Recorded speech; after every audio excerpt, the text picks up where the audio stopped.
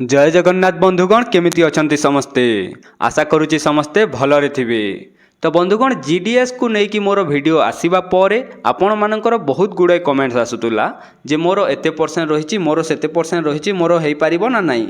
मु प्रायतः समस्त कमेंटर उत्तर दे देइछि किंतु भाबिली कमेंटर रिप्लाय देवा अपेक्षा आउ गोटे डिटेल वीडियो बनेदेले आपण मानकु बुझिबारे सहज हबो।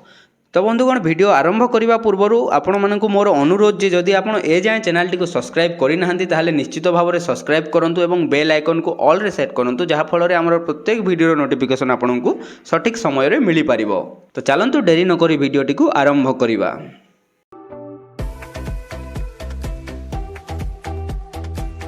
तो देखो बंधुगण ओडिशा रे आमर 26 डिवीजन रही अछि सेति मध्यरु टॉप 5 डिवीजन आमे देखिबा जो डिवीजन रे कि कटअप कम जाई पारेबा कम जिबार संभावना अछि। यही 5 गोटी डिवीजन को मु वैकेंसीज वाइज सिलेक्ट करिछि। तो हमर 5 नंबर डिवीजन होछि संबलपुर जेउथिरे यूआर कैटेगरी पई 68 टी पदवी रहिछि, ईडब्ल्यूएस कैटेगरी पई 10 टी पदवी रहिछि, ओबीसी पई 17 टी, पीडब्ल्यूडी पई 26 टी, एससी पई आपणकर 39 टी पदवी रहिछि एवं एसटी कैटेगरी पई 6 टी पदवी टोटाल आपणकर एठी 166 टी पदवी खाली रहिछि। तापर हैला आपणकर रायगड़ा डिवीजन रे यूआर कैटेगरी पई 84 टी पदवी खाली रहिछि, ईडब्ल्यूएस पई 15 टी, ओबीसी पई 19 टी, पीडब्ल्यूडी पई 21 टी, एससी पई 32 टी एवं एसटी कैटेगरी पई आपणकर 2 गोटी पदवी रहिछि। टोटाल आपणकर एठी 173 पदवी खाली रहिछि। तापर हैला आपणकर ढेंकानाल डिवीजन रे आपणकर यूआर कैटेगरी पई रहिछि 81 टा पोस्ट, ईडब्ल्यूएस पई रहिछि 18 टी पोस्ट, ओबीसी पई 23 टी पोस्ट, पीडब्ल्यूडी पई 31 टी पोस्ट, एससी पई 42 टी पोस्ट एवं एसटी पई 6 टी पोस्ट टोटाल एठी आपणकर 201 पोस्ट रो वैकेंसी रही अछि। तापरे आपणकर टॉप 2 रे आसुछि कोरापुट डिवीजन रे आपणकर यूआर कैटेगरी पई सबु डिवीजन टू अधिका पोस्ट रही अछि जहा कि हैला आपणकर 117 टी पोस्ट रही अछि यूआर कैटेगरी पई। तापरे ईडब्ल्यूएस कैटेगरी पई रहिछि 34 टी पोस्ट, ओबीसी पई रहिछि 27 टी पोस्ट, पीडब्ल्यूडी पई रहिछि 25 टी पोस्ट, एससी पई रहिछि 27 टी पोस्ट और एसटी कैटेगरी पई रहिछि 6 टी पोस्ट आपणकर टोटाल 36 टी पोस्ट रही अछि। तापर हमर टॉप 1 रे आसु अछि कलाहांडी।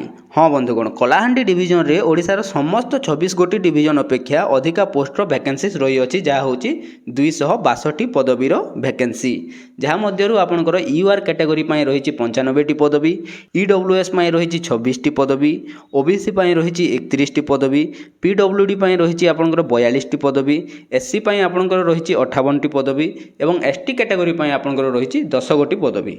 तो देखंतु बंधुगण जदि आपण एही 5 गोटी डिवीजन रो बिलोंग करूछंती ताहले आपण मानकु अन्य कोनोसी डिवीजन रे आवेदन करिवार किछि आवश्यकता नाही किंतु आपण जदि अन्य डिवीजन रो एवं जदि एही 5 गोटी डिवीजन रे आवेदन करिवे बोली भाबुछंती ताहले रहि जांतु आगे वीडियोटी पूरा देखि नियंतु। देखंतु जीडीएस रो जे कोनोसी पदवी रे मध्य आपण जॉब पाउछंती ताहले आपणकर स्टार्टिंग सैलरी रहइबो 10 रु 12 हजार टंका। तो आपण थोड़ी चिंता करंतु जे आजिका डेट रे 10 रु 12 हजार टंका रे आपण घरु बाहर रही चली पारिबे तो 70-80% मार्क रखिकी आपण घर ठू दूर अन्य डिस्ट्रिक्ट रे रही 10-12 हजार टंकार चाकरी करि पारिबे तो जदि पारिबे ताहले भलो कथा आपण आराम से आवेदन करंतु अन्य डिस्ट्रिक्ट रे किंतु मो मतरे निज डिस्ट्रिक्ट किंबा अति बेसी हेले निज पड़ोसी डिस्ट्रिक्ट छडा आउ दूर जगह रे आपण आवेदन करंतु नाही बाकी आपण को इच्छा। आउ रहिला बंधुगण आपणकर कटअप कथा अनेक यूट्यूबर भाई माने अछंती जो माने गत वर्षर कटअप मार्क को आनी एई वर्षर कटअप मार्क प्रेडिक्ट करूचंती किए 2-3 मार्क कम कहउचंती तो किए 5-7 मार्क कम लेखि सब दर्शक मानकु भुआ बुलाउचंती गोटे प्रकार कहबाक कोले। तो देखंतु 2023 रो कटअप मार्क भी मु आपनको स्क्रीन रे शो करे दउची।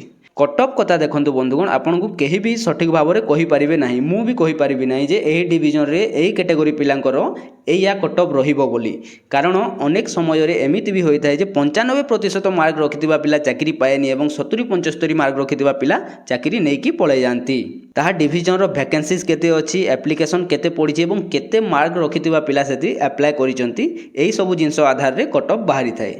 जेमिति कि सपोज गोटे डिवीजन रे आपणकर 10 टी पदवी रही एवं 100 टी फॉर्म पड़ी एवं आउ गोटे डिवीजन रे मध्य से 10 टी पदवी रही एवं 100 गोटी फॉर्म पड़ी तो ए हिसाब रे डिवीजन ए और डिवीजन बी रो कटअप सामान जिबा कथा किंतु मने करा जाऊ डिवीजन ए रे पड़िथिबा फॉर्म मध्यरु 90% रु अधिक मार्क रखिथिबा पिलांकर 9 टी फॉर्म पड़ी 80% रु कम मार्क रखिथिबा पिलांकर 90 टी फॉर्म पड़ी एवं गोटे फॉर्म पड़ी 85 मार्क रखिथिबा पिलार।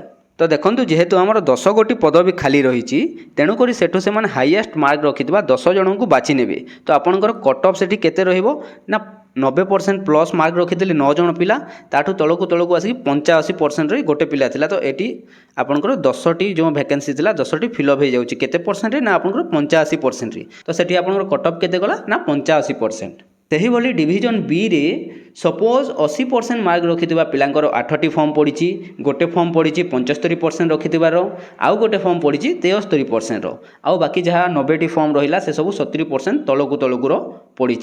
तो एठी कौन हेबो ना जेहेतु 10टी पोस्ट खाली अच्छी से हाईएस्ट मार्क रखिथिबा 10 जन पिला नहीं जिवे और बाकी पिला कटि जिवे। तो एठी लास्ट केते मार्क थिला पिला चाकरी पाइला ना 73% मार्क रखिथिला पिला चाकरी पाइला। बिकज सी जो डिविजन रे आवेदन करितिला सेठी अधिका मार्क पिला बेसी नथिले तेणु करी सेठी 73% रखिथिबा पिला भी चाकरी पाइगला और डिविजन ए रे 74.9% रखिथिले भी आपण चाकरी पाइले नाही।